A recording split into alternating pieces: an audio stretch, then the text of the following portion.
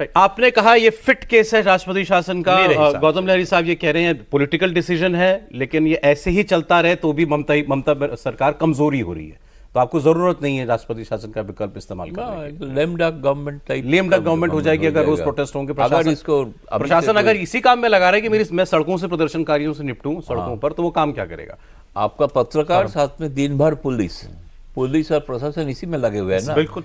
बाकी जो लोगों का जो काम करना है वो कहाँ हो रहा है? बिल्कुल ठीक।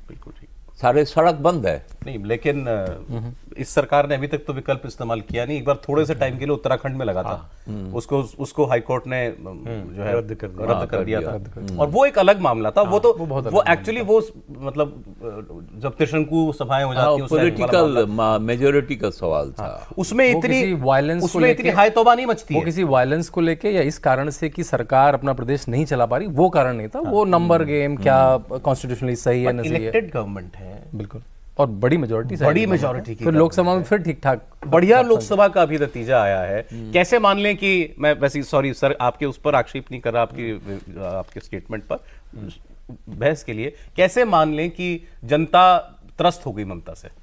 देखिए पॉलिटिकल, वही जो दादा ने कहा पॉलिटिकल डिसीजन है, पॉलिटिकल डिसीजन। इससे कोई आप इस आर्ग्यूमेंट में कभी जीत नहीं पाएंगे कि आप कैसे पता लगा लिया आपने कि जनता नाराज। और जिन्होंने लगाया भी तो उन्होंने भी पता नहीं। ये तो आपका असेसमेंट होना चाहिए ना, और उसका नतीजा जो होगा उसको भुगतने के लिए आपको तैयार रहना पड़ेगा।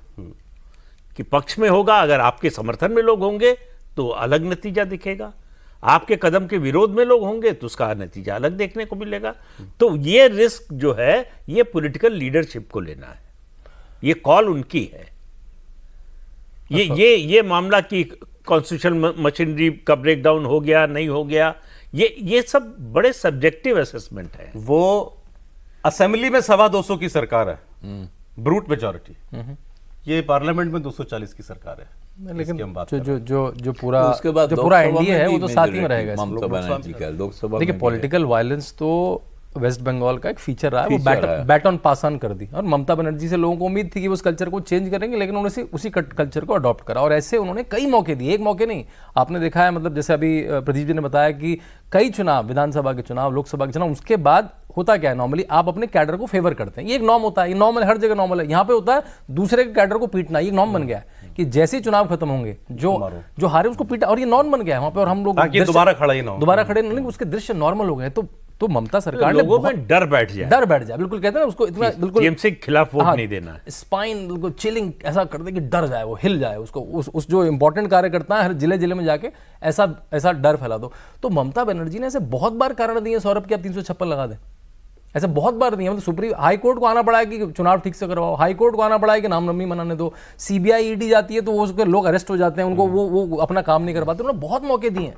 तो भाजपा सरकार ने मेरे ख्याल से अपनी लीगल ओपिनियन रही होगी कि भाई अगर लगा देंगे, नहीं पॉलिटिकल डर ये है कि अगर 356 लगा दिया तो सिंपैथी मिल सकती है। जो एंटी इनकम्बेंसी का फैक्टर है वो न्यूट्रलाइज। 2 साल हैं अभी राज्य सरकार चुनाव में, और ममता बनर्जी सड़क पर लड़ने वाली हैं, वो ऐसा नहीं है कि जो है चुपचाप बैठ जाएंगी। तो ये सब भी बातों को ध्यान में रखना पड़ता है। तो सर पार्लियामेंट से पास भी तो कराना पड़ेगा राष्ट्रपति शासन, 2 महीने में कराना पड़ता है। हाँ, वो नहीं, जो भी नेक्स्ट सेशन हो आपको पार्लियामेंट से पास कराना पड़ेगा, दोनों सदनों से। वो मुझे नहीं लगता कि जब ऐसा करना होगा तो पहले अपने एलाइज से बातचीत करके तभी करेंगे।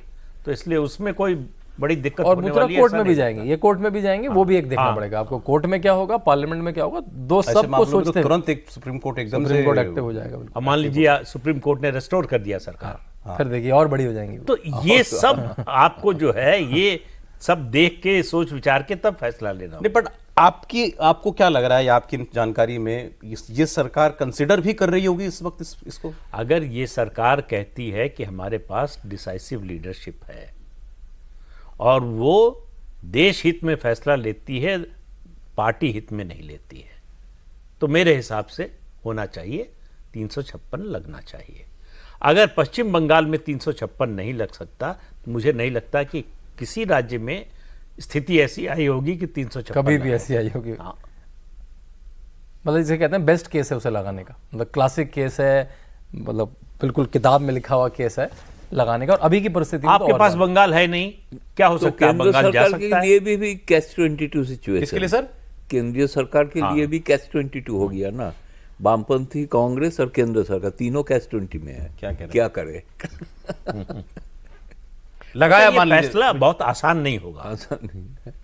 और इसका फायदा भी हो सकता है, नुकसान भी हो सकता है। बंगाल में सब पहला सवाल तो है, बंगाल में फायदा होगा कहना है कि पॉलिटिकल रिस्क आपको लेना है। ये आपको हिम्मत करके लेना है। क्या पता 2 साल बाद, जैसे आप कह रहे हैं कि अगर ये सब अभी चलता रहे, लगातार चलता रहे, 26 में चुनाव है, 26 में आप चुनाव में आपको मेजोरिटी आ सकती है, हो सकता है आपको ऐसा लगता है अपने आप आ जाएगी, और आप अभी 2 साल पहले ममता सरकार गिरा दें और पता लगे ममता बनर्जी फिर एक चुनाव और जीत जाए। नहीं, उल्टा भी हो सकता है। ममता बनर्जी अगर देखेंगे सरकार नहीं चला पा रहा है, लोगों ने हमको चलाने नहीं दे पा रहा है, इसलिए मैं जनता के पास जा रहा हूँ। ये प्रीपोन भी कर सकते हैं। ये भी अच्छा, ये अच्छा है प्रीपोन कर सकते हैं। हमको काम नहीं करने दे रहा है। हम लोगों को लक्ष्मी भंडार देना चाहते थे, दुआरे सरकार करना चाहते थे, करने नहीं दे रहा है। आपको दोबारा हमको राय दीजिए। सब संभावना है, माने जिसको कहा जाता है अंग्रेजी में प्रेग्नेंट विथ मेनी पॉसिबिलिटीज।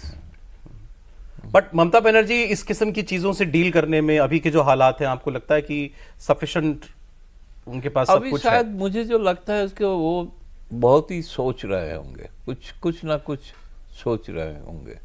माने ये शायद सोचा होगा, वो अनुभवी नेता है, ग्रासरूट पास फील कर सकते हैं, सोचा होगा कि उन्होंने गलती की है।